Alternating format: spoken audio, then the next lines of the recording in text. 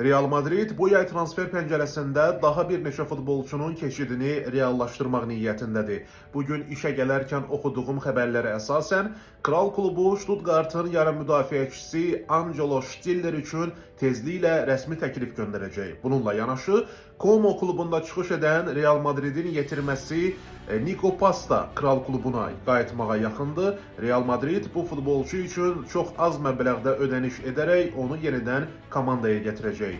Angelo Stiller keçidi ilə bağlı Real'a Toni Kroos öz məsləhətini verib və bildirib ki, bu oyunçunun üslubu Real Madrid'e də uyğun olar. Eyni zamanda komandamızın yeni baş məşqçisi Xabi Alonso da Stiller'i çox bəyənir və yarım müdafiəni idarə edə biləcək bir oyuncu hesab edir Angelo Stiller'i. Mən də hesab edirəm ki, əgər Toni Kroos və Xabi Alonso kimi yarım müdafiənin əfsanələri olan şəxslər Stillerlə bağlı belə fikirdədirlərsə, demək bu futbolçuda necə deyərlər, həqiqətən də nəsə var.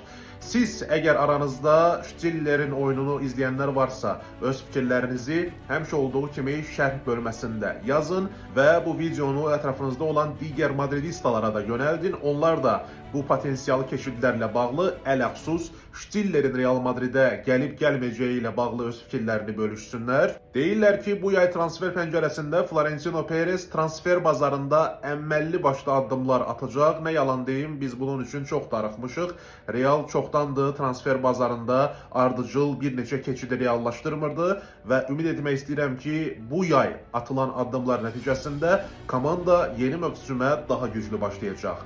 Stiller və pasla bağlı fikirləriniz yenə də bir daha təkrar edirəm, şərh bölməsində yazın. Ümid edirəm ki, bu futbolçular Real Madrid'e gəlsələr, Kral klubunun yeni qələbələri üçün töhfə verəcəklər.